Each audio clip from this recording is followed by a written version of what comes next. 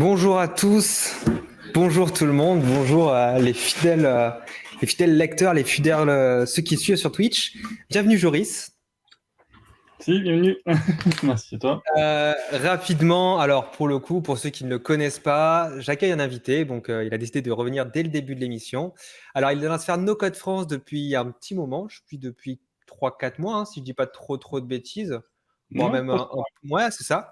Alors, on l'a vu donner des coups de main dans la sphère No Code France. On l'a fait venir sur Auto. Il a donné des coups de main à tout le monde.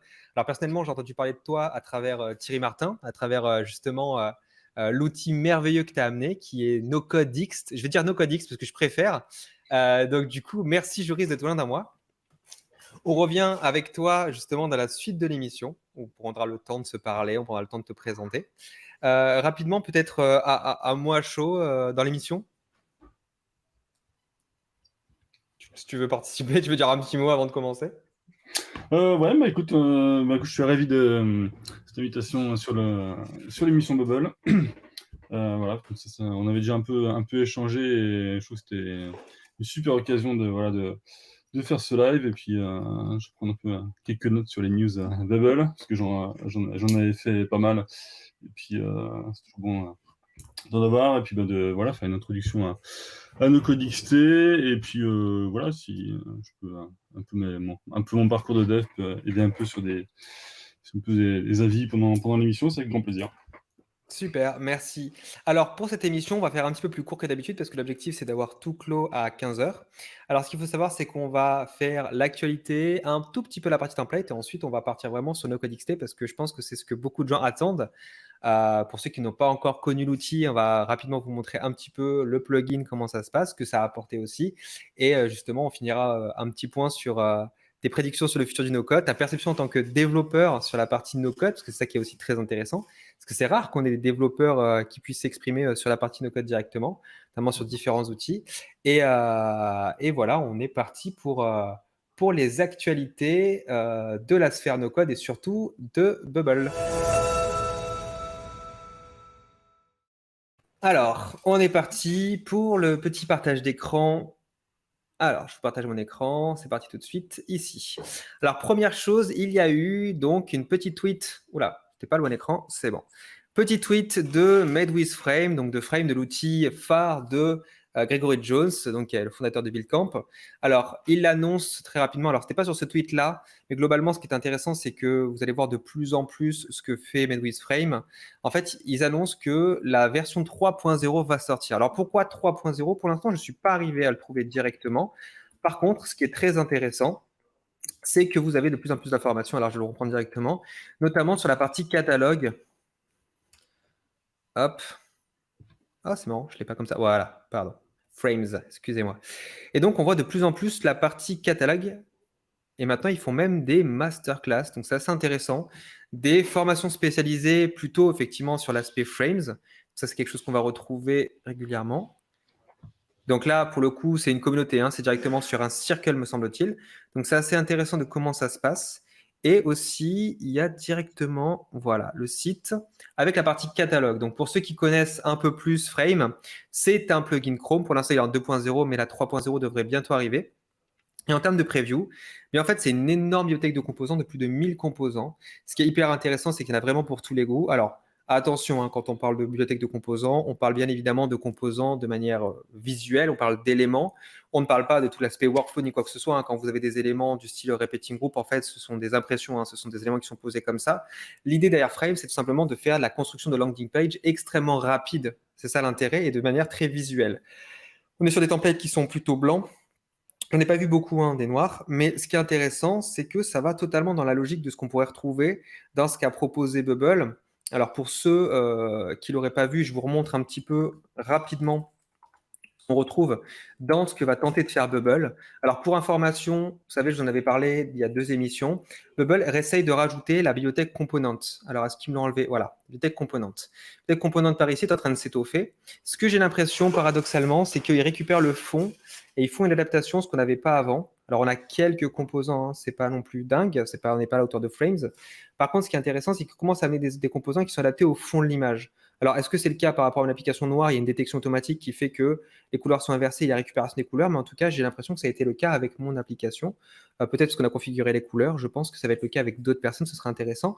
Par contre, l'outil Frame ne sera plus, l'outil Component, par contre, ne sera plus accessible depuis l'URL. Comme vous le voyez, mon URL ne permet plus d'y avoir accès, tout simplement parce qu'ils ont testé de le mettre en bêta.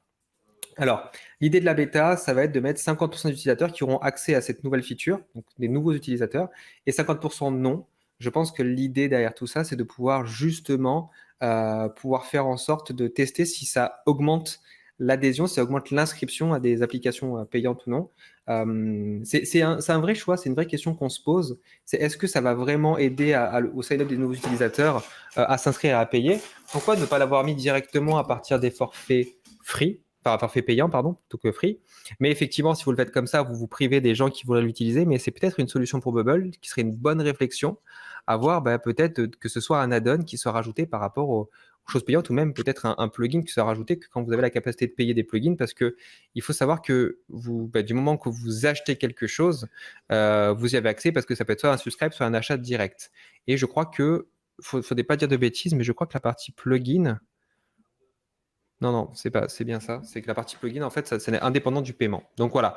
En tout cas, ce qui est une fonctionnalité gratuite qui nous permet quand même d'avoir des fonctionnalités en plus. Et ça, c'est pas mal. C'est un sujet aussi, je pense, par rapport à des outils comme Frames, parce que l'idée d'Air Component, c'est quand même d'avoir une bibliothèque de composants. S'ils ouvrent l'accès pour pouvoir enregistrer de nouveaux composants, ça pose quand même légitimement la question de est-ce qu'il n'y aura pas des vols de contenu? Je sais pas ce que tu en penses, Joris. Est-ce que toi, tu utilises des trucs de composants comme Frames, comme certains utilisent le truc comment il s'appelle? Ouais, Air Canva. Alors, Air Canva, c'est un peu particulier parce qu'il y a plus que des éléments, mais il y a Frame, il y avait OpenBuild avant. Il y a d'autres outils aussi. Team, je crois que tu utilises un des outils pour avoir des visuels en plus. C'est fait par, je crois, celui qui est au Portugal. J'ai plus le nom exactement. Renato Haas. Ah, Ouais, Rinto, parce que j'entends quand même parler aussi, oui. ouais, Essential Kit. Voilà, Essential Kit. Alors, je crois que Essential Kit, c'est un paiement à l'année, me semble-t-il. C'est pas un forfait. Oui, oui, oui. Donc, il y a quand même une forme d'engagement. Mais Ouais, ça peut mais voir le coup. Essential Kit de Bubble, c'est vraiment. Enfin, aucun rapport. C'est vraiment un système aussi où c'est pareil, vous l'avez à droite, vous savez comment la forme des composants. Et en fait, la particularité, c'est qu'effectivement, le pricing, ouais, c'est à l'année, donc pour le coup, c'est assez large. C'est pas extrêmement cher au final quand tu regardes, hein, quand on fait un coup par mois. Bon, en une fois, ça peut être un peu particulier. Est-ce qu'on peut rajouter, Tim, est-ce que tu peux me le dire, est-ce qu'on peut rajouter des composants à l'intérieur ou pas du tout? Ou c'est vraiment la bibliothèque de composants et puis c'est tout? Pas encore, ok. Donc effectivement, pour l'instant, pas encore. Donc, est-ce que le component va le permettre?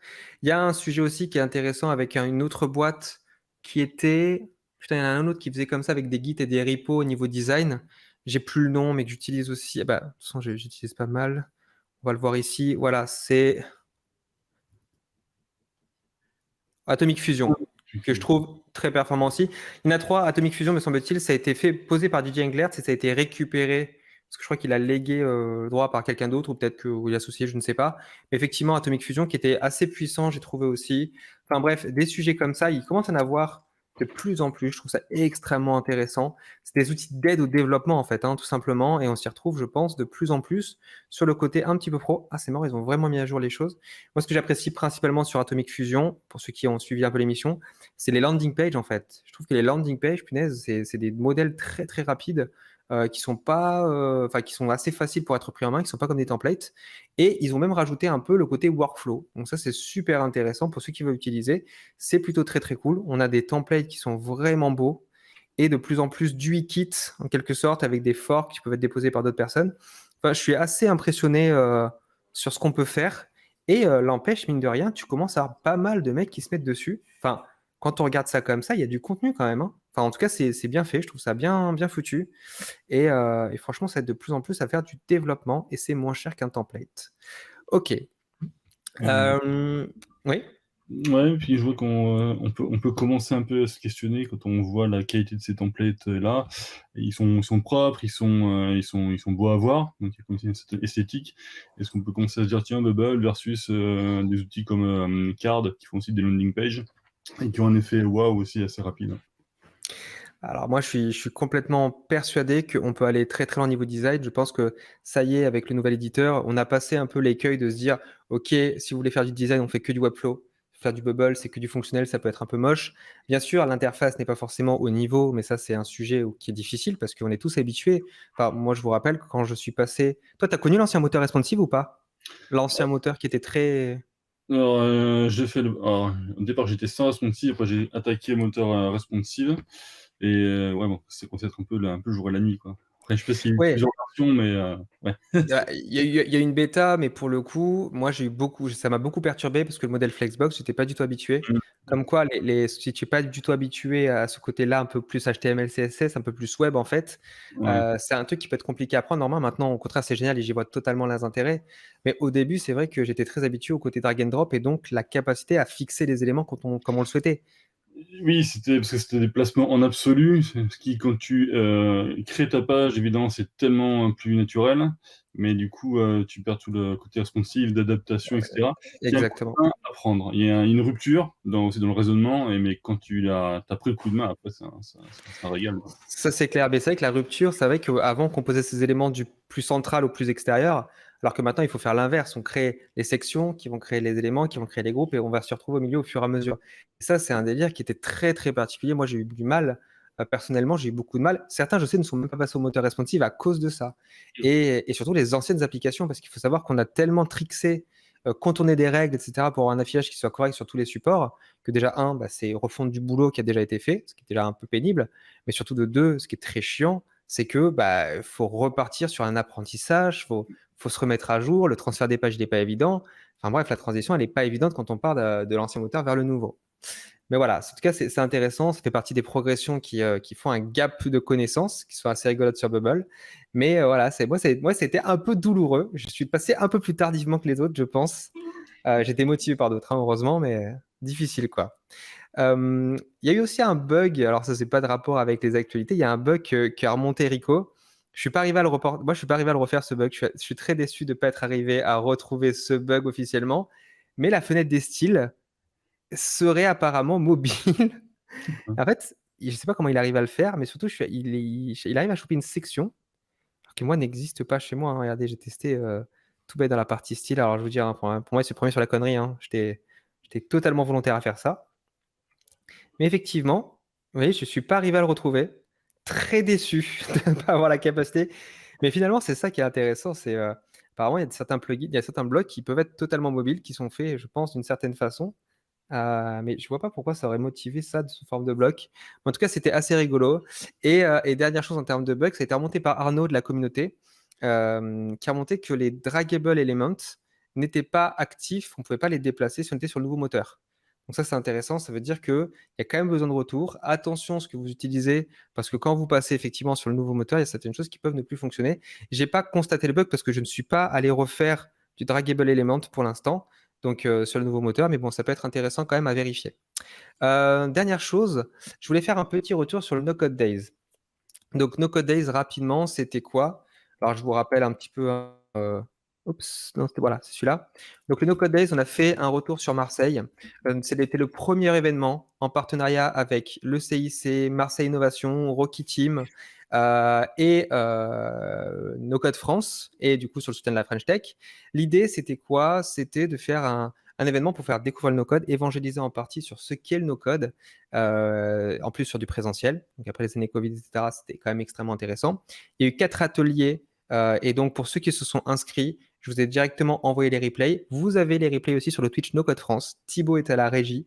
J'ai appris un nouveau métier pendant ce temps-là. Il y a eu un atelier sur Webflow avec Bollectif, un atelier sur Bubble avec Rocky Team, un atelier sur Make avec Amandine de chez nous, et un atelier avec Nicolas sur Airtable.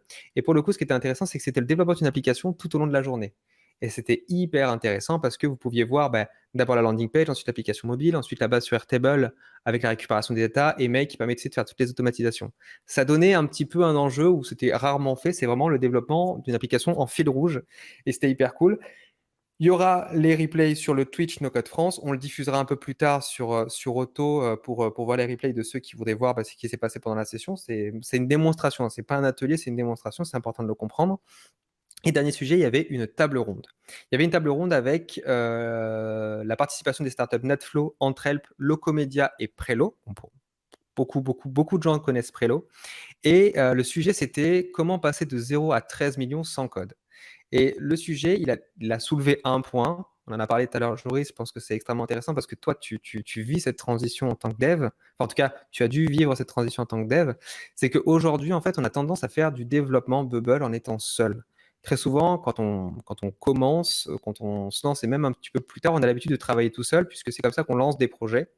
Et c'est comme ça aussi qu'on apprend.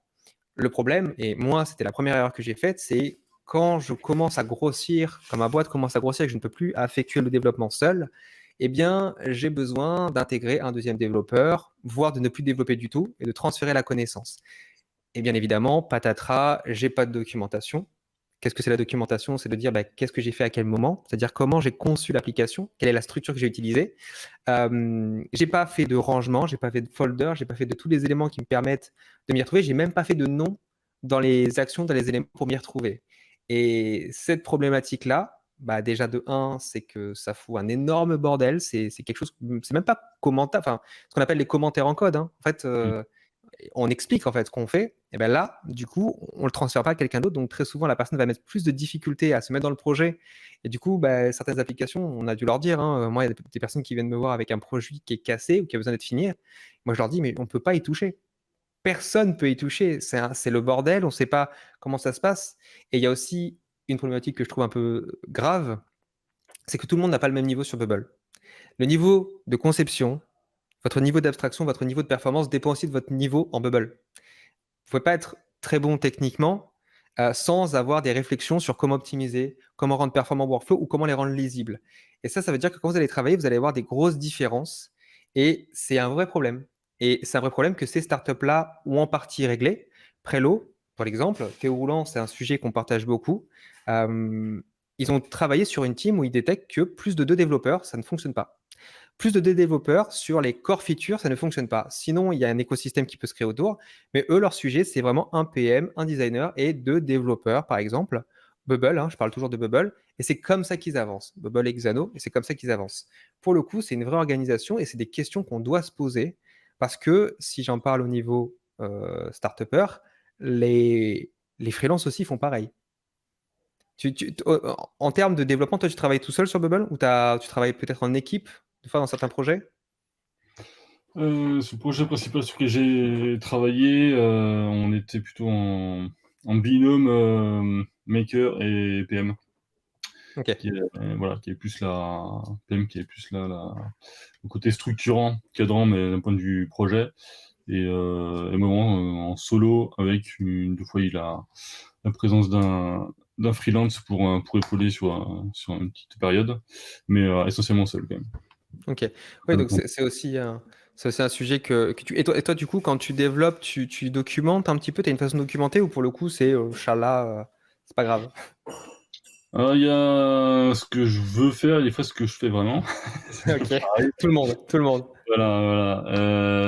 Non, en fait, alors, bizarrement, j'ai tendance à documenter pas mal le fil de l'eau, tout ce qui est schéma DB, donc les data types, à quoi ils servent, qui fonctionne avec qui.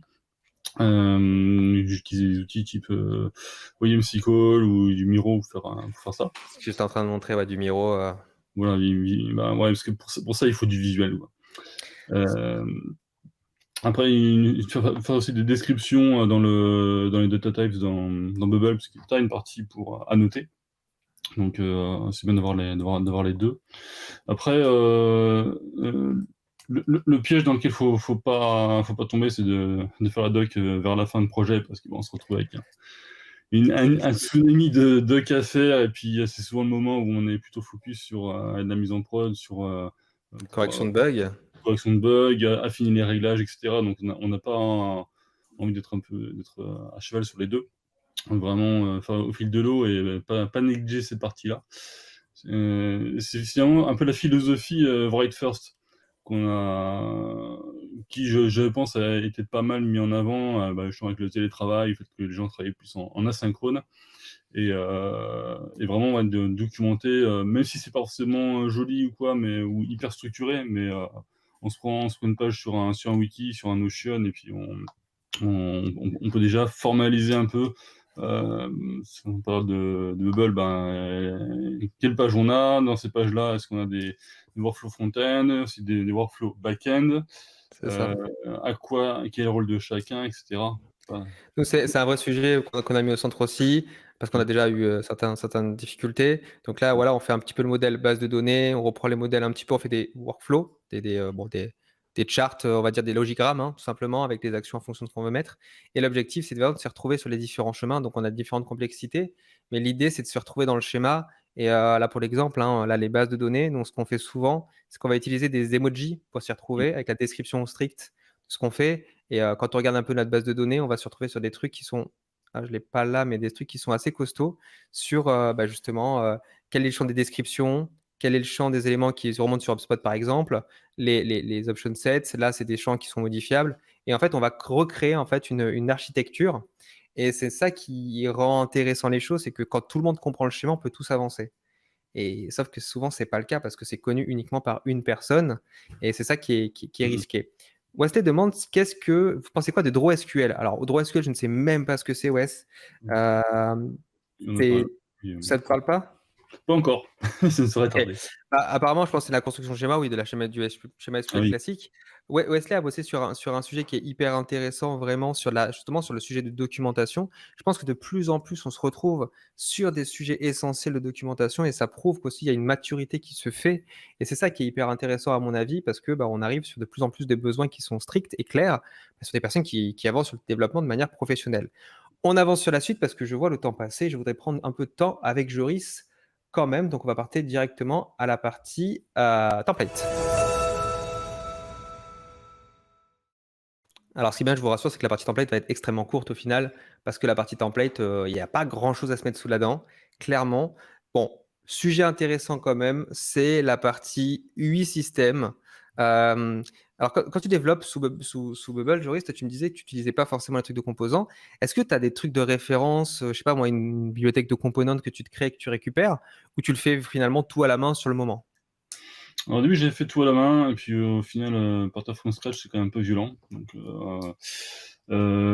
et donc j'étais parti sur un non, sur un template payant sur la marketplace de Bubble et ça faisait bien le boulot et ça c'était assez, hérité de ce qu'on pouvait voir comme visuel de, tu sais, de Bootstrap, choses comme ça, et qui ont l'avantage d'avoir une vraie unité et du coup, on se trouve avec un kit de composants qui a son design system, donc on garde une bonne cohérence graphique, on arrive sur quelque chose de pro, quoi. C'est ce qu'on essaie de faire comprendre aux gens, c'est que sur Bubble, en fait, si vous voulez faire du moche, vous ferez du moche. Si vous voulez Mmh. faire du beau, vous pouvez faire du beau. C'est pas interdit. C'est juste que ça dépend de vous, en fait. Et c'est ça qui est difficile, c'est que quand toutes les choses, enfin, quand on regarde les templates, effectivement, ça fait pas rêver, mais parce que les gens ne sont pas mis à jour et tout simplement, des gens font des trucs moches et c'est très clean, c'est très clean. Enfin, c'est très clean. C'est OK de faire quelque chose de moche si on a envie de faire quelque chose de moche. C'est pas obligatoire. Eh bien, de plus en plus, on voit, et ça fait longtemps qu'on n'avait pas du Wikit, des exemples de composants qui sont déjà préfaits, que vous pouvez récupérer. Alors bien évidemment, la logique des templates sur Bubble est extrêmement pénible sur ça. J'espère qu'ils vont l'améliorer. C'est pour ça que j'ai gros espoir sur la partie component. Mais qu'en gros, vous installez le template, vous êtes obligé de démarrer dessus. Ensuite, vous êtes obligé de faire des Mmh. copier-coller d'une application à l'autre. C'est un enfer, clairement. Mais par contre, on revoit de plus en plus des UI kits. Alors j'espère que cette page-là, c'est une page qui est récupérable parce que vous l'avez en une fois et c'est nickel, parce que vous les transposez sur vos styles et c'est cool. Mais en tout cas, voilà, c'est quand même, ça fait plaisir, je trouve, d'avoir des graphistes, en tout cas des personnes qui ont l'œil, qui se mettent sur des sujets comme ça, parce que pour moi, c'est juste essentiel d'arriver sur quelque chose de propre. Vous voyez, ça, c'est tout bête. Alors bien évidemment, il faut le faire correctement. C'est un repeating group avec, vous avez tronqué une partie, vous avez enlevé le dernier item, ça, c'est hyper intéressant, ça se fait techniquement, Mmh. bien évidemment. Mais le truc, c'est que si on n'a pas l'habitude de le faire, si on ne le voit pas, on ne le fait pas parce qu'on n'y pense pas. Et vous avez des personnes qui reviennent, qui vous disent ouais, Bubble c'est moche, mais parce que vous pouvez tout faire. Et c'est ça. Vous avez trop d'applications qui sont moches, du coup les gens se disent c'est pas pour moi. C'est vraiment dépendant de ce que vous souhaitez faire. Bubble fait beaucoup d'efforts. Bon, on sent qu'il y a encore des arrangements sur le calendrier à faire, mais ça va se régler.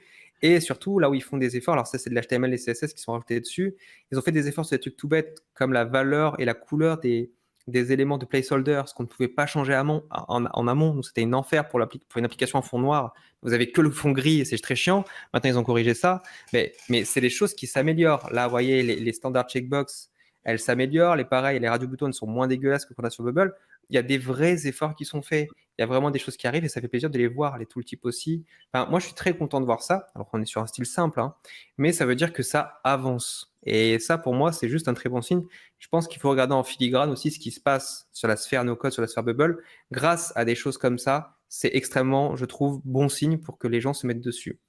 Un deuxième template aussi. Alors ça, c'était un vaste sujet. Je ne sais pas si c'est... Je suis curieux d'avoir ton avis là-dessus. Nous, on utilise HubSpot en CRM sur Bubble. Donc, on utilise la connexion. Alors, on avait commencé la connexion API. C'était, je pense, une catastrophe parce que HubSpot demande des choses qui fait que les champs ne peuvent pas vraiment correspondre partout. Donc, on est passé sur un deuxième sujet, c'est utiliser Make HubSpot, Make pour faire la connexion entre HubSpot et Bubble.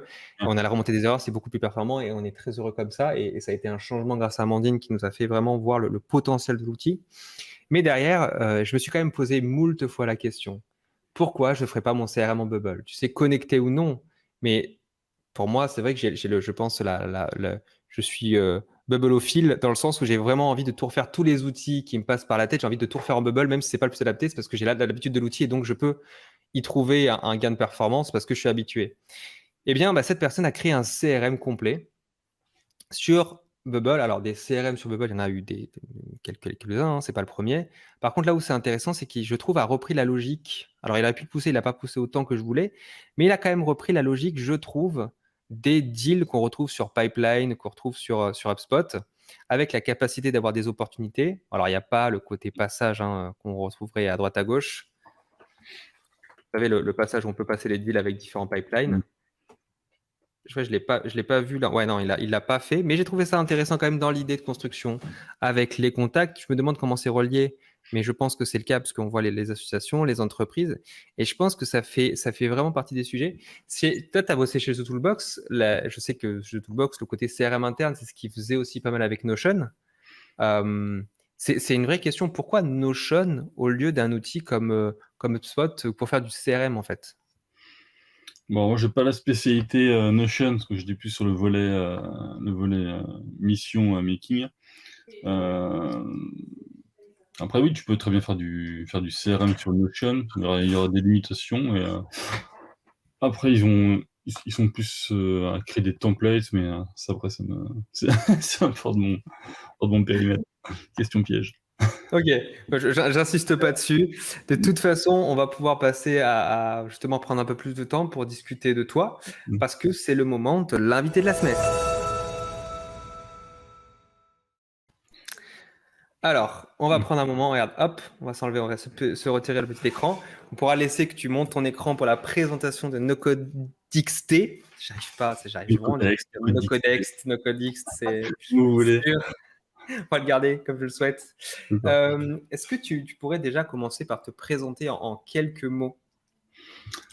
Alors, donc moi c'est Joris, je suis développeur full stack depuis un peu plus de 15 ans. Après, je compte plus les années. C'est mes anniversaires. En fait, j'avais été, enfin, pour dire brièvement mon parcours, en fait, j'avais été développeur un peu salarié pendant une dizaine d'années chez des éditeurs, quelques ESN. Après, j'ai essayé de monter ma première startup dans le monde IoT, puis un peu formateur, et après freelance pendant 3 ans. Et voilà. Et puis après, j'ai continué jusqu'à un virage où je suis passé de développeur full stack au monde du no-code chez The Toolbox. Et pourquoi, en fait, d'un coup, cette transition? Alors, cette transition, en fait, elle a été un peu il y a eu deux éléments. Il y a eu le premier où, en fait, je me suis retrouvé dans une boîte où c'était très, très tech pur et dur.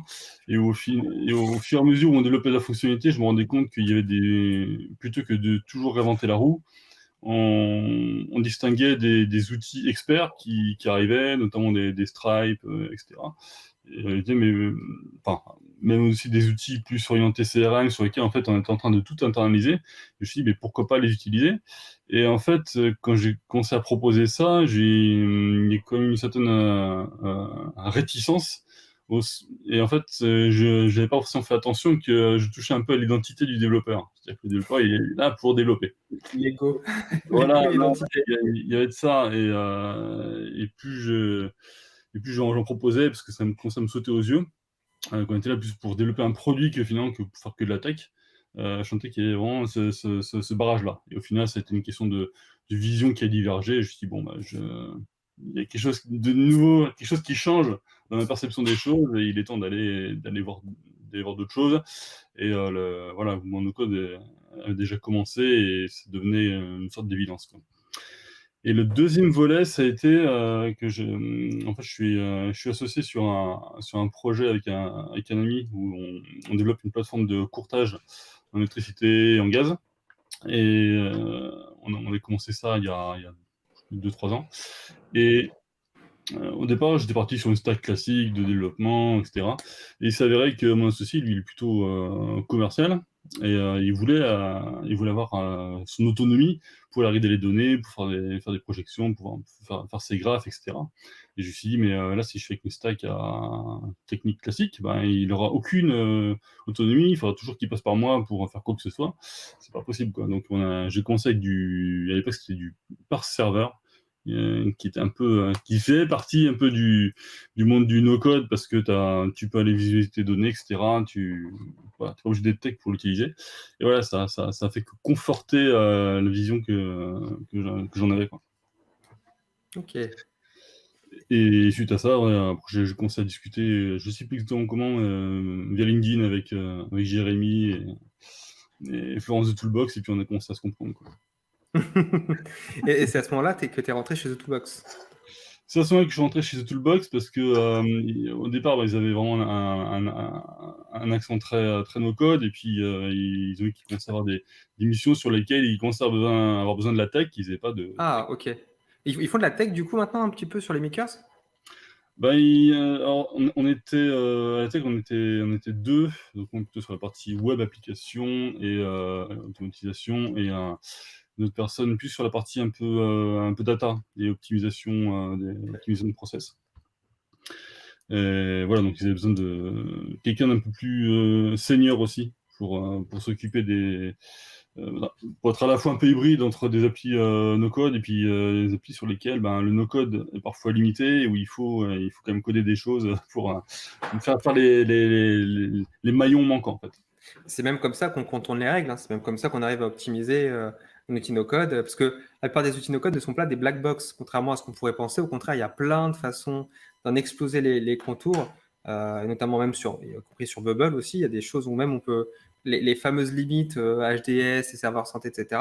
En fait, si on utilise uniquement Bubble au niveau du front, ben, on utilise le meilleur de ce qu'on souhaite, on utilise des bases extérieures et c'est réglé. Et ça apporte plein de choses. C'est juste que j'ai l'impression qu'il y a vraiment un besoin de faire des grosses catégories qui ne soient pas poreuses Mm. entre le no-code, le code. Si entre les deux, c'est du low-code, c'est pas pareil qu'elle est entre les deux. Enfin, alors qu'au Ouais. contraire, c'est extrêmement poreux, c'est extrêmement mouvant et c'est très proche en fait. C'est très très proche, y compris dans la logique. C'est là où en fait j'ai surtout vu avec on va dire, ma casquette entre guillemets, d'architecte solution, où par rapport à des besoins clients, bah, on avait effectivement des grands socles, que ce soit Bubble, Airtable, etc. Et de se dire, on peut découpler les choses, ça que pour l'interface, comme tu dis, Bubble que pour l'interface, et puis en base de données, bah, c'est un peu sensible, on va utiliser un autre outil, et les deux peuvent se conjuguer ensemble sans souci. C'est pas verrouillant, en fait, quoi. Tu assembles, tu composes, finalement, Maker, c'est de l'intégration, au final, quoi. Sur ce noble du terme. Oui, et c'est vrai que l'intégration, moi je le vois dans des agences, je le vois pas comme un terme noble. C'est vraiment, je le vois comme des petites mains qui sont censées transformer Bah, l'aspect visuel en ah ouais, non, on pourrait code, dire tu vois. même assembleur, quoi. Là, c'est Ouais, plus là. ouais. Je pense qu'il y a vraiment des sujets. Moi, je suis pas un grand fan du sujet maker parce que je trouve que maker, ça reste vraiment le truc avec un couteau suisse. Tu vois, j'aime pas cette expression parce que je m'y retrouve toujours avec un sujet de quelqu'un qui fait trop de choses, il sait pas bien tout faire, tu vois. Pour Mm. moi, des vraies personnes, enfin, tu vois, je préfère encore les mots builder que maker parce que je trouve que maker, ça reste extrêmement débrouillard, ça reste extrêmement gadget. Tu vois, c'est Oui, comme oui, oui. citizen developer. Pourquoi mettre citizen developer, le terme, au début, il était très intéressant parce que putain, c'est une nouvelle forme de tout ça, mais ça annule. En fait, le citizen developer, le côté développeur n'est que de dire que c'est un citoyen qui fait un développement de moins bonne qualité, avec moins de cadres, juste par ses besoins. J'appelle Ouais. pas ça un développeur. Tu vois, c'est dommage que le terme ait un aspect négatif d'un certain côté.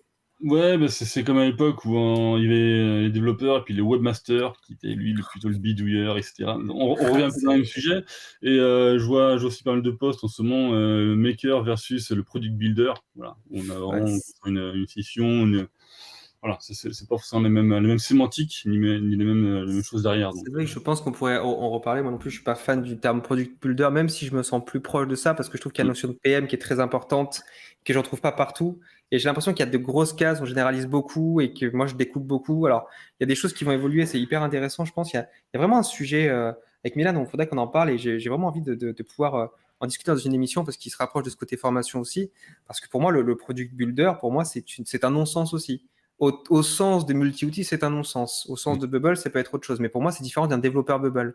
Et je voudrais pas que les gens confondent parce qu'il y a des gens qui viennent me voir en disant ouais, je veux un product builder, mais je veux un product builder qui soit expert Bubble. ah, Mais expert Bubble, c'est les développeurs Bubble. Donc il a un gros oui, niveau. Mais il sera pas bon en PM. Et parce que à ce moment-là, s'ils ont les deux compétences, tu as quelqu'un qui est senior, c'est-à-dire qui a une expérience de 3, 4, 5 ans, qui, oui, comme Rémi de Tingso, qui pourrait se dire je suis effectivement product builder Bubble. Et ça, je suis totalement d'accord. Mais quelqu'un qui te dit, parce qu'il est plus PM, effectivement, il pourrait être product builder, mais quelqu'un qui veut entre les deux, du coup, il y a un peu un rassemblement qui est fait qui, je pense, n'amène pas le meilleur des deux mondes. Tu vois, parce que les gens s'y retrouvent pas en fait. Et aussi, product builder, c'est un peu la faille facile pour dire des personnes qui font pas PM et qui gèrent un projet sur Bubble, ça devient des product builders, alors que la phase PM, c'est un vrai métier. Du coup, je suis très, très timoré sur ces définitions. Je trouve que c'est trop tôt. Mais je sais que les gens en ont besoin. Mais je trouve que c'est un peu tôt pour donner des noms de métiers où les gens ne comprennent plus rien, tu vois. Mais bon, ouais, ouais, moi, je m'amuse à regarder. Si tu regardes les noms sur No Code Jobs, c'est le bordel. C'est clairement le bordel sur les noms. Mais c'est normal. Mais je me dis, les gens ils utilisent Product Builder à tout va. T'as les gens, ils me disent Product Builder, Bubble, Airtable, Integromat. Voilà, avec les trois stacks, ça va pas. mm. Tu fais, c'est pas possible. Qu'est-ce que tu cherches, tu vois?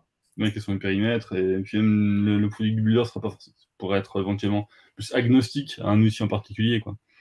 Bah oui, et encore, je pense que c'est trop tôt encore pour parler Mm. de diagnostic sur des outils. Je connais un expert, on m'a demandé la dernière fois, c'est genre, est-ce que ça existe les experts no-code? Mais je dis, pour moi, ça n'existe pas. Je peux considérer des consultants no-code qui ont des vertus généralistes. Mm. Je pense que, par exemple, Xavier Agapé, pour moi, c'est totalement l'archétype d'un mec qui, effectivement, sait à peu près tout faire. Il n'est pas expert, mais il sait conseiller pour. Mais c'est un mec qui a fait de l'IT, c'est un mec oui, alors, retiens bien, Xavier, que je vais pas faire des éloges tout le temps, mais je dois bien le reconnaître que tu as un pouvoir qui est assez rare, c'est cette capacité justement à donner des informations et être très très pertinent sur tous ces sujets. Mais pour moi, tu as une expérience qui fait que tu as un certain âge d'expérience. Peut-être tu es vieux, hein, c'est peut-être pour ça aussi. Mais c'est ça aussi l'idée, c'est que Oui, c'est pas accessible en formation. Tu ne peux pas devenir consultant no-code en formation ou parce que tu connais deux, trois outils, c'est pas vrai. Mais moi, c'est mon sujet de formation, je suis un peu. On va revenir sur ton sujet, c'est plus intéressant. Donc, tu m'as répondu aussi pourquoi le no-code, parce que dans ton parcours, c'est assez logique. Je vais venir sur NoCodeX. Est-ce que tu peux partager ton écran pour nous montrer un petit peu en direct? à quoi ça Ou si tu veux, je vais ressemble? sur la page d'accueil. Hein, Ouais, bah, tu vas sur la page d'accueil, ouais. Vas-y, en Ok. tant qu'utilisateur, comme ça. Ok, on fait le test en direct. Super. Il n'y a pas la pression du tout. Alors, par contre, je vais juste changer d'écran. Attends, bouge pas. Ici. Hop. No code. Alors, attends, bouge pas. Ah, no code Next. Bien référencé sur Google. Yes. Alors, déjà, la première chose, ce qui est intéressant, c'est est-ce que donc c'est un outil. Alors, il y a Airtable, il y a Bubble, il y a Xano aussi, Depuis qui peu, va ouais. bientôt arriver. Ouais, ok. Ouais, T'as pas encore mis le site à jour. c'est ça. Allez, on pointe les failles. On pointe les failles. Moi, je suis curieux en fait. Alors, faut savoir, moi, attention, je vais en faire une définition qui est très très simple parce que je l'utilise sur mes applications. On va le montrer hein, de cette manière-là, de manière très très simple. On va se retrouver sur Auto. Et NoCodeX, pour savoir, pour ceux qui l'utilisent, c'est les petites icônes, ça rajoute des petites icônes. Et ce qui est bien, c'est que, alors attention, cette page va vraiment faire ramer tout le navigateur parce qu'elle est très grosse, mais je clique dessus. Et attention, ça va non seulement afficher tout mon Elementary, d'accord, mais ça va afficher en visible tous les éléments de l'Elementary dans ma page, y compris les floating, y compris les pop-up. Ah, attention, voilà, c'est bon. On a quelque chose de cohérent. Bon, j'ai beaucoup d'éléments sur cette page. Très bien. Ah oui, non, mais là, regarde, moi, je vais au bout du bout. Hein. Là, si tu regardes bien, c'est un insane, tu vois. Bah, c'est un gros SP1 pour le coup. Ah, ouais. Ah oui, non, mais de toute façon, c'est ça qui est intéressant. Et ce qui est intéressant, c'est que maintenant, quand on passe la souris dessus, on voit un élément qui est extrêmement pratique, c'est qu'on voit l'élément qui se met en surbrillance colorée. Donc, ça, vas-y. Oui, il se met en rouge dès que tu fais un hover sur un élément. Ça, c'est extrêmement pratique. La question, c'est que, donc déjà, on va se concentrer sur cette fonctionnalité, on pourra en parler d'autres, parce que j'ai pas vu toutes les autres, peut-être que j'ai pas su les voir encore. Tu as ciblé quelque chose qui, pour la plupart des gens qui font du bubble, c'était un des gros points. Je pense que quand Thierry Martin a vu ça, il a sauté de joie parce que je pense qu'il y a des applications avec des Elementary. Et en fait, on l'avait pas avant, mais depuis qu'on a le nouveau moteur responsive, on est obligé de passer par l'Elementary parce qu'il y a certains éléments qui sont juste plus accessibles. Et il y a vraiment des sujets là-dessus où c'est important. Je pense qu'un jour, tu pourras t'adresser au fait que comment ça se fait quand il y a 15 barres, on lit plus le nom. Et plus on a d'éléments, sous-éléments, c'est plus lisible.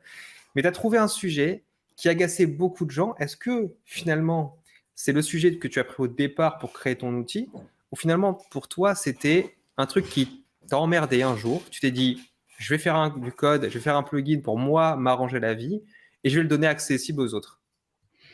C'était plutôt la deuxième option. En fait, au départ, c'était pas pour moi. Au départ, en fait, j'avais une collègue chez Toolbox qui travaillait sur des projets en. Alors, au départ, c'était pas sur Bubble, d'ailleurs. Au départ, c'était sur Airtable. Mais bon, ça revient. Voilà. Je l'ai pas testé sur Airtable, je t'avoue, je l'ai même pas. Je pourrais, Bon, mais je l'ai pas vu en fait. bon, je te montre après, je sais pas si on aura le temps, sur Airtable, c'était qu'en fait, il y avait beaucoup de colonnes et il fallait naviguer de partout, c'était compliqué. Donc, je me suis dit, tiens, je vais faire un truc pour l'aider. On y reviendra. Et là, sur Bubble, c'est que c'était pour mon usage à la base, parce que je travaille sur un ERP sur Bubble. Et avec une page, enfin, c'était surtout un single page application. Donc du coup, une page avec beaucoup d'éléments imbriqués, etc. Et c'était juste insupportable d'avoir tout le temps cliqué sur les petites croix là pour expandre les éléments, voir ce qu'il y a dedans, là, etc. Quand on est sur le canvas, pour pouvoir retrouver les éléments dans l'élément tree, enfin faire des allers-retours. Et je me suis dit, c'est pas possible, il n'y a rien qui existe pour ça. Et du coup, je me suis fait un petit helper, comme on dit, pour que, voilà, au quotidien, je puisse avoir accès à ce Elementary, vraiment tout, avec tout visible. Et tout visible à gauche, tout visible sur le canvas à droite. Donc, on force tout visible, c'est plus simple. Et en fait, je me suis aperçu que je m'en servais à peu près 100 fois par jour. Et surtout, je me suis dit, ben voilà, je sais qu'on peut développer des choses par-dessus une interface et qu'on n'est pas obligé d'attendre que le fournisseur de l'interface Éditeur, oui. mette cette fonctionnalité dans sa roadmap et qu'on l'attende dans 2 ans, quoi. Je dis, bah, autant, si je peux agir maintenant, autant le faire. Donc, du coup, je l'ai fait et du coup, je me suis rendu service. Je me suis dit, mais si ça se trouve, il y a peut-être plein de gens qui n'ont pas porté leur voix ou je les ai pas entendus, en tout cas, qui se plaignaient de ce problème-là. Je me suis dit, bah, autant le partager, quoi. Ça n'a aucun sens que je le garde pour moi. Et du coup, j'ai commencé un peu à en parler autour de moi. J'en ai parlé sur le Slack No Code France, et moi aussi en interne chez Toolbox. Ils m'ont dit, ouais, bah, fonce, vas-y, hein, ça va intéresser du monde, donc vas-y. Et du coup, voilà, j'ai fait cette fonction-là pour le Elementary. J'en ai fait aussi pour ce qui vient avec quelqu'un sur le Slack qui me disait que quand elle zoomait sur le canvas, ça gonflait de zoomer parce qu'elle faisait par inadvertance. Du coup, je lui ai fait une fonction pour que tu puisses Éviter le verrouiller zoom, ouais. sur le canvas. Et ça, tu dois peut-être l'avoir si tu es sur le Grid and Borders dans le header. Voilà, tu dois avoir le lock zooming on to canvas. Voilà. Ah, c'est un truc que tu as rajouté. Ouais. Ah, c'est marrant. Et Ah oui, ouais. ok. Pas mal. Ok. Ouais. Par contre, tu sais que je viens de recevoir, tu sais, quand j'ai activé le truc, j'avais beaucoup d'éléments. Je viens de recevoir un email de Bubble Et ça, c'est peut-être un peu des bugs en direct, mais regarde bien. Mhm. Application has hit its maximum capacity for 81 minutes. Voilà. Je viens de taper Mm. dans mon truc.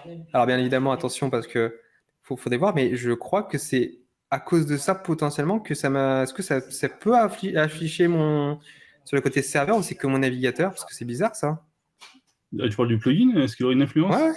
Bah oui, parce que Oui. en fait, je viens de le faire à l'instant et j'ai pas assez d'utilisateurs pour que ça tape. Parce qu'il est strictement front-end. Il n'y a aucun appel vers du serveur.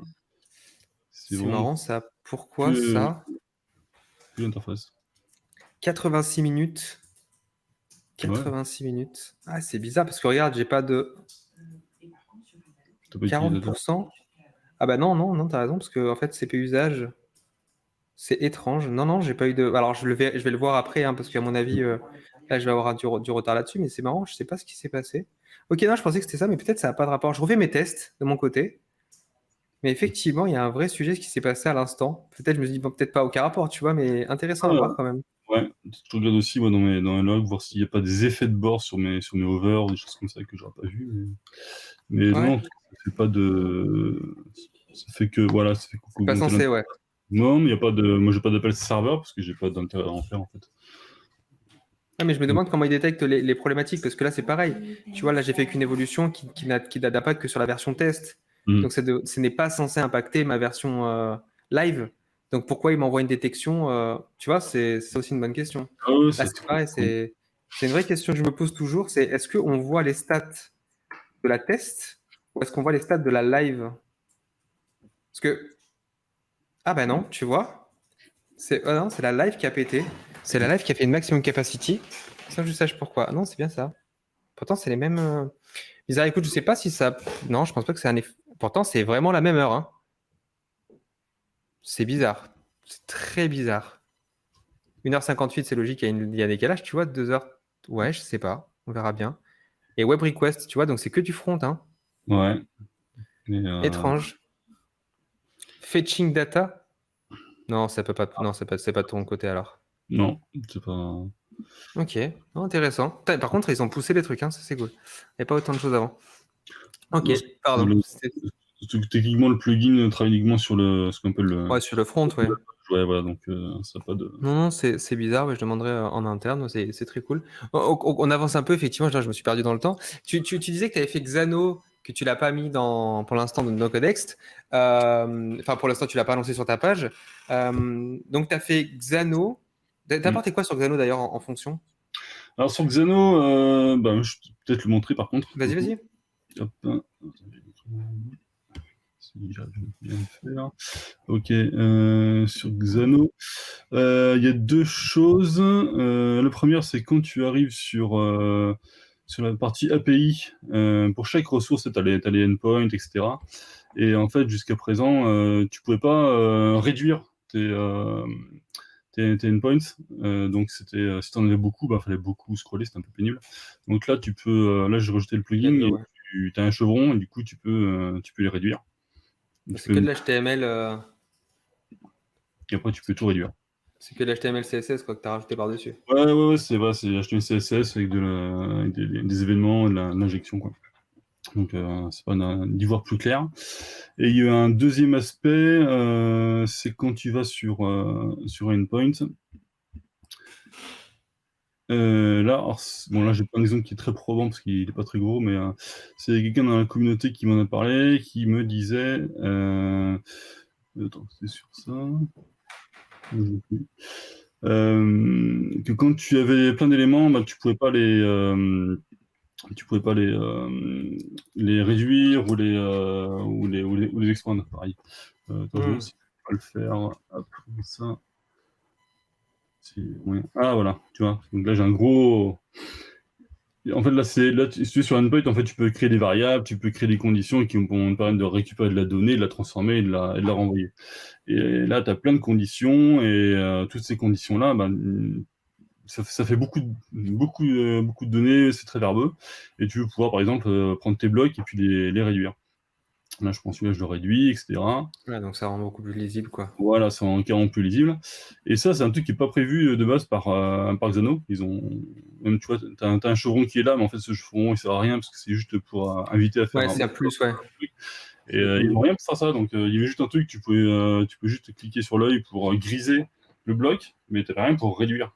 Donc, du coup, j'ai rajouté ce système de réduction. C'est hyper intéressant, ouais, parce que oui, ça c'est. Moi, ce que je reproche à Xano, justement, c'est d'être très verbeux et comme une base, et que je trouve qu'en no code, certes, c'est l'explication et l'accessibilité n'est pas impossible non plus, mais je trouve Mm. que très très vite, c'est un apprentissage en soi. Et du coup, ça peut être très réfractaire de commencer naturellement comme ça, parce que bah déjà, ouais, je trouve que c'est pas agréable à prendre en main, tu vois. Étant habitué à du visuel, plus difficile, je trouve. Ouais, puis tu vas vouloir peut-être faire moins de choses parce que du coup, plus tu rajoutes d'actions, plus ça devient un peu Mm. lisible et un peu brouillon. Du coup, tu vas peut-être vouloir vouloir faire moins de choses, tu vas un peu te censurer dans tes actions pour que ce soit plus lisible. Et je trouve que tu as un Mm. peu tort de ta manière de travailler. Donc là, au Ouais. moins, bah, tu affiches que ce que tu veux. Et ça me branchait bien de faire cette fonction, donc je l'ai fait. Et, et du coup, Xano, par rapport à enfin, Xano Bubble, je peux comprendre. Par rapport à Airtable, du coup, c'est. Ouais, bon, après, à la limite, vu que tu pars de l'outil, Mm. finalement, pour toi, donc tu fais. Est-ce que tu connais Airtable ou tu as vraiment fait. Parce que là, ce que j'ai l'impression, c'est que vraiment, c'est des systèmes visuels qui, Mm. à partir de la demande, tu as créé l'élément, mais tu as besoin d'expertise Airtable pour avoir fait un plugin sur Airtable, en fait. Est-ce que j'ai besoin d'expertise pour faire ça, tu veux dire? Oui, parce que là, finalement, t'as fait pour Airtable à la base, sur Ouais. une demande aussi. Mais finalement, tu n'as pas eu besoin de connaître Airtable à part voir le besoin qui était spécifique à la personne pour lui faire un plugin d'aide à l'usage d'Airtable. Moi, je connaissais même pas beaucoup, oui, effectivement, Airtable à ce moment-là. Hmm. Donc, je suis intervenu par-dessus l'interface Airtable et il m'a juste expliqué où était son point de douleur, quoi. Ouais.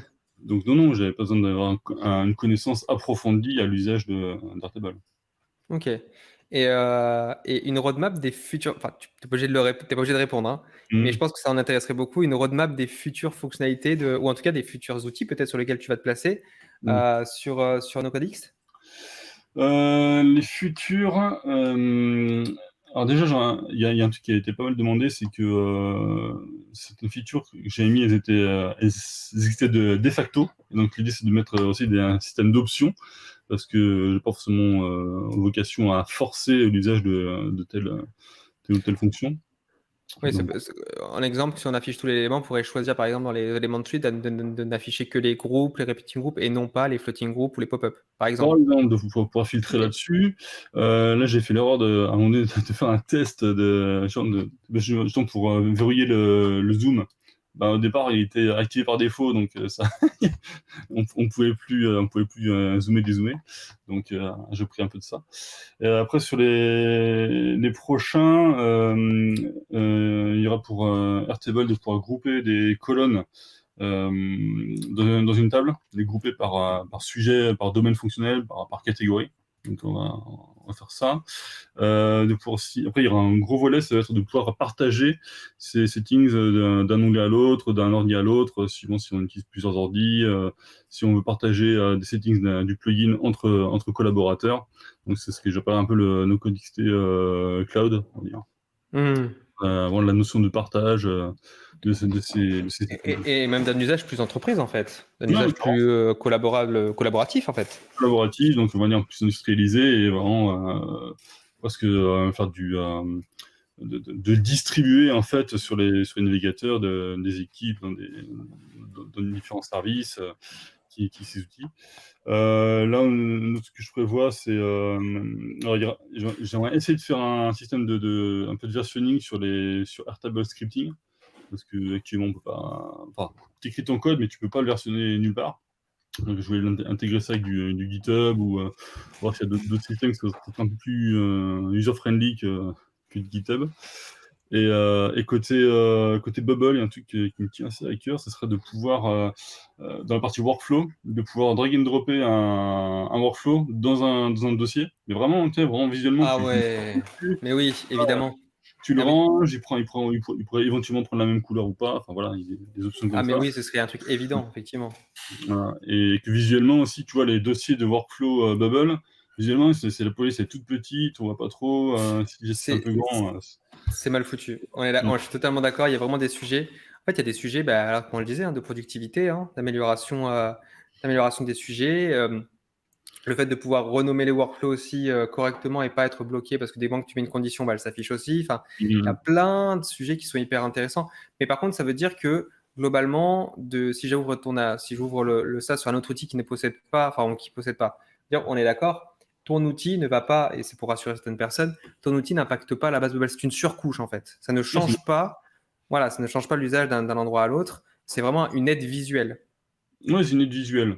Le seul truc qui serait un peu plus orienté data, c'est que quand tu crées ou édites un record Bubble, tu sais, as un champ par défaut qui s'appelle slug. Et Mm. moi, par exemple, je voulais qu'on puisse auto-remplir le slug, parce que c'est un peu chiant à faire. Et voilà, que ça rajoute ça. Mais en soi, ça change pas le Oui, comportement. là, ça tape dans la base, ouais. Voilà. Non, mais ça viendra ajouter dans la base, mais uniquement si on a envie. Et Oui. ça va pas aller à récupérer de la donnée de l'appli. J'ai pas d'intérêt du tout à aller Oui. là-dedans, quoi. C'est vraiment Il purement. faut, il faut rappeler que le slug, c'est aussi par rapport à la partie SEO. Donc, c'est pour ça Mm. qu'on laisse remplir à la main. C'est vraiment l'affichage pour la fin de l'URL. Il reste vraiment 3 minutes. Je pose vraiment la question pour les rapides 2 dernières questions. Mm. En tant que développeur, quel est ton regard sur le no-code, mais pas en tant que. Enfin, la question est double. C'est Mm. no-code en tant que. Et par rapport aux éditeurs, par rapport aux évolutions qu'ils sont en train de faire. Et de l'autre côté, comment tu vois aussi les pratiquants-pratiquantes qui, tous n'ont pas suivi des écoles, qui ont fait 3 à 5 ans, tous n'ont pas la rigueur. Mm. Comment tu perçois les éditeurs sur ce côté-là et comment tu perçois ceux qui pratiquent? Donc, côté consommateur et côté producteur, on va dire, quoi.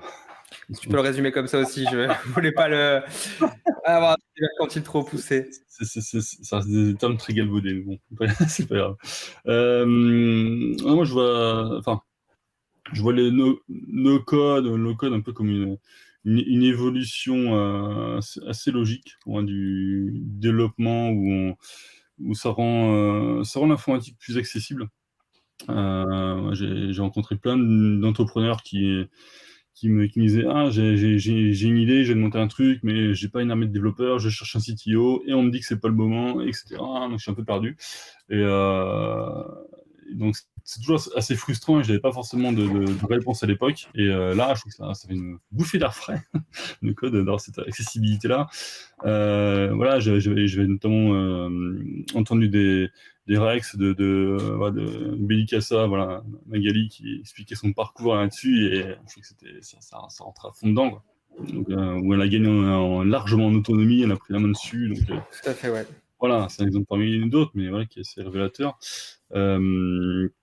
Et après, sur l'histoire des niveaux, franchement, on avait le même problème, entre guillemets, parce que pour moi, c'est pas vraiment un problème à la base. Il y avait un temps, il y avait des gens qui venaient de la boulangerie, de la chimie, de n'importe quoi, et qui faisaient de l'informatique, et puis ils faisaient comme ils pouvaient, parce qu'il n'y avait pas non plus beaucoup d'experts là-dedans. Et je pense que c'est vraiment un univers où, effectivement, il y a plein de gens en reconversion qui s'y mettent parce qu'ils n'ont pas une idée, et qui deviennent entrepreneurs parce qu'ils peuvent enfin le faire. Après, il faut faire attention que le no-code, c'est pas non plus. Faut gaffe avec le côté faussement gadget, et faut juste, voilà, se dire, bon, j'aborde les choses d'une manière un peu euh, propre et moins bidouillée. Et aujourd'hui, il y a des ouvrages qui sont sortis sur les bonnes pratiques, par exemple pour faire du Bubble, faire du Airtable, parce qu'il y a faut savoir faire. Il y a des fondamentaux sur les bases de données, sur la logique qu'on peut apprendre, et qui vont permettre du coup de mieux appréhender la construction, d'avoir moins de dettes. Et puis ça ne requiert pas d'avoir fait 5 ans d'études en informatique forcément pour y arriver, quoi. Ouais, je vois ce que tu veux dire. C'est intéressant, effectivement, parce que on commence, ça, le mot qui est intéressant. Il y a des bonnes pratiques qui sont posées, notamment les livres de Peter Hamley, DJ Mm, Englertz. Tu vois, finalement, il y a un ratio qui est très, très faible, finalement, d'experts par rapport à l'âge que ça a. mm. Ce qui est intéressant, c'est je pense que c'est un sujet encore d'immaturité. Toi, si on devait te poser la question, quelles seraient les prédictions sur le futur du no-code, je dirais, en termes d'outils, jusqu'où ça devrait aller, ou tu te dis globalement, OK, on est allé à la chose, on va dire, technique sur la capacité de développer des applications, etc. À quel moment finalement, parce qu'on est en train de flouter aussi les liens entre code et no-code, ou est-ce que finalement l'hybridation parfaite, ce serait du no-code et du code pour des futurs, je sais pas moi, développeurs qui Mm. vont maîtriser les deux, ou même certains me disent, oui, moi je verrais bien que les designers, tu sais, comme à un moment, il y a eu juste le designer qui faisait de l'écran ou de la maquette, finalement il est passé designer intégrateur. Mm. Demain, certains me disaient, il serait logique que un designer soit Webflower ou intégrateur Bubble parce que c'est la logique des choses, parce que ça le rend affichable et ça le rend compétitif. Je pense que les maîtres mots, c'est un peu accessibilité et collaboratif. Donc accessibilité, si t'as pas de bagage technique, ben, c'est pas grave. Enfin, tu peux quand même collaborer. Si tu l'as, ben, du coup, tu vas pouvoir aller plus loin, et puis après, on peut apprendre ensemble. Donc, là-dessus, ça me paraît assez clair. Après, au niveau des outils, on a des outils experts, donc sachons en profiter et voilà, d'assembler ces différents outils. N'oublions pas non plus, par contre, par exemple, quand on utilise des outils comme Make, ben, savoir quand même derrière comment ça fonctionne, savoir comment fonctionne une requête, ce genre de fondamentaux, parce que ça masque la complexité, mais c'est pas non plus de la magie, et il faut quand même savoir comment ça fonctionne pour débugger. Je trouve que c'est quand même important. Et quand tu me dis qu'un web designer puisse aussi rentrer dans la partie et travailler sur un outil de Webflow ou autre, bah ouais, carrément. Ouais, autant qu'ils puissent collaborer avec un outil en ligne qui soit aussi pensé pour qu'ils puissent agir dessus, et ça évitera d'avoir des barrières où finalement, plus derrière, plus tu rentres dans des silos, et au contraire, le but du jeu, c'est de casser les silos. Ouais, d'accord. Donc toi, ce que tu vois, c'est tu es vraiment plus pour voir le no-code comme une sorte de pont en fait entre les choses, avec c'est finalement une, une compétence en fait. Moi, je le vois comme un métier, Mm. mais en fait, finalement, de plus en plus aussi comme des compétences, des extensions de compétences qui permettraient de parler un même langage ou un langage plus technique, sans forcément aller dans des sphères, ça très codé, ça peut être du visuel, mais qui finalement permettrait à tous de comprendre les mêmes choses. Je vais le dire comme ça, parce que Voilà, c'est un vrai sujet ouais, d'échange. d'avoir une vision, un vocabulaire qui est mis en commun. Et je pense que c'est bien d'avoir les deux, en fait, d'avoir des gens qui sont vraiment côté de code, des gens qui ont plus la connaissance technique et qui vont pouvoir être là où bah, justement il y a besoin de ces bridges, et puis un peu de l'expérience sur des bonnes pratiques de dev qui sont transposables dans le no-code, et qui sont clairement bienvenus pour optimiser les choses. Après, il faut aussi que côté éditeur de logiciel, il continue d'innover, notamment en termes des discussions qu'il y a sur les limitations par rapport à la scalabilité, etc. Vraiment des vrais sujets, il faut qu'il y ait des vraies réponses à ce niveau-là. On ne peut pas tout faire en même temps, évidemment. De leur point de vue, il y a tellement de sujets, mais ça commence à venir vraiment sur la table, et il faut faire un peu des tables rondes ou aller plus loin, quoi. Ouais, ça fait partie des sujets qu'on cherche justement à rencontrer des acteurs qui agissent, des acteurs, des actrices, des entreprises notamment, qui œuvrent dans ce sens-là. Alors bien sûr, on le fait à notre niveau, c'est-à-dire des outils spécifiques comme Bubble, mais effectivement, ce qui est intéressant, c'est que chacun avance dans son coin. Centraliser ça pour en Mm. discuter peut amener quelque chose de vraiment du plus fort parce qu'il faut normaliser ça pour que tout le monde puisse s'y retrouver à terme, en fait, tout simplement. D'accord. Merci beaucoup. Merci beaucoup, Joris. Bien. Je clôt l'émission, je suis déjà en retard, j'avais prévu. Mais merci beaucoup, c'était très, très cool. Un tout dernier mot, je veux juste dire que NoCodeXT, il est fait pour vous, donc envoyez des suggestions. Je vais monter un système comme ça pour monter des suggestions, parce que c'est votre outil, et voilà, les futurs, ce sera les vôtres. Je pense, je pense que tu pourrais même faire un point forum sur le Discord, faire un forum spécial NoCodeX qu'on pousse et dès que des gens ont des idées, Mhm. mais là-dessus, hein, ça peut être intéressant. Il y a des outils qu'on utilise, UseGMO notamment, qui est pas mal, qui permet de remonter des trucs, mais sur le forum, tu peux directement poser sur le Discord, hein, tu sais, dans le plan forum, tu peux poser un élément et que les gens rajoutent des fonctions qu'ils aimeraient voir. Et au pire, ça te donnera un petit peu un insight de la communauté, ça peut être intéressant, hein. Nous, on peut le pousser aussi, c'est pas un souci. Ouais, bah c'est comme ça que ça a commencé, que ça continue. Donc, on m'envoie des trucs, je me dis, tiens, pourquoi pas, allez, let's go. Ah, super. Merci beaucoup. Nous, on va clore l'émission maintenant. On se dit à dans 2 semaines et merci beaucoup, Joris, d'avoir participé à cette émission. Eh bien, grand merci à toi. Salut tout le monde!